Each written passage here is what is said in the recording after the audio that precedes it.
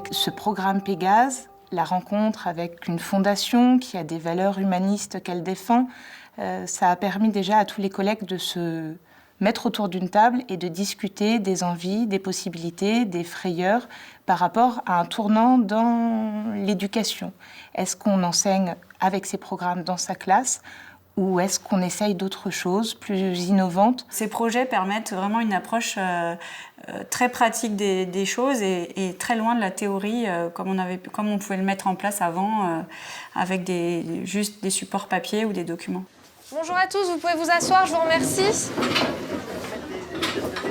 On travaille ensemble autour des jardins, autour du jardin merveilleux en français et aussi en art plastique, en histoire de l'art. S'en est suivi les études du conte, le conte du jardin merveilleux de Praline Guépara. Donc ça change au niveau pédagogie des élèves puisque on peut travailler sur de grands thèmes et puis en interdisciplinarité.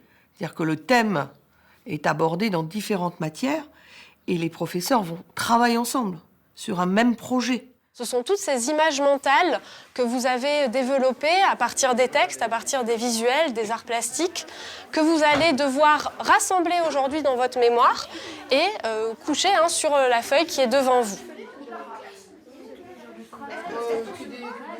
Pour préparer tout ça, on est allé au théâtre, on a fait de l'art et on a lu des contes. Ce projet, c'est plusieurs choses en une seule, pour finir par un beau jardin. Les élèves sont heureux, sont fiers d'appartenir à un projet, ça donne une forme d'identité classe. On a la classe cinéma, on a la classe conte, et cette identité est assez valorisante parce qu'ils sont impliqués dans un projet. Tout de suite. Ce conte, c'est avant tout des images. Ce que vous avez peint avec Élodie, c'est des images. Des images que vous êtes créées à partir du conte.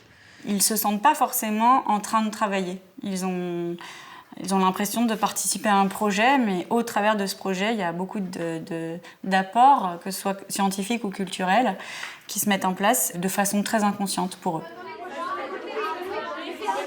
Ça me donne envie de découvrir d'autres choses et ça m'apprend qu'on n'a pas forcément besoin de voyager pour découvrir des choses, on peut les découvrir par nous-mêmes. La priorité, c'est le droit à l'erreur. On ne peut pas réussir, on est là pour essayer, pour rater.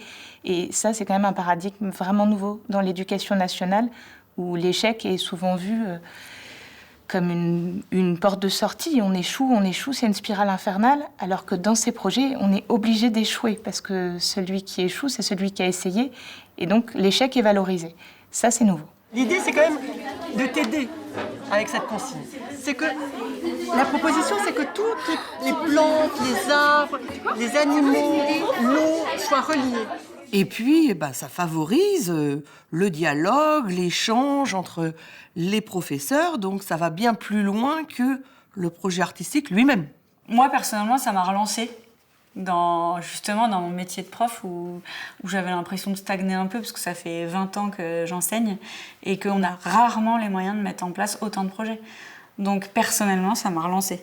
Le fait d'avoir travaillé dans le projet Pégase peut tout à fait se poursuivre dans d'autres établissements si certains professeurs mutent, puisqu'ils peuvent impulser cette dynamique qu'ils auront connue au Collège Ariane.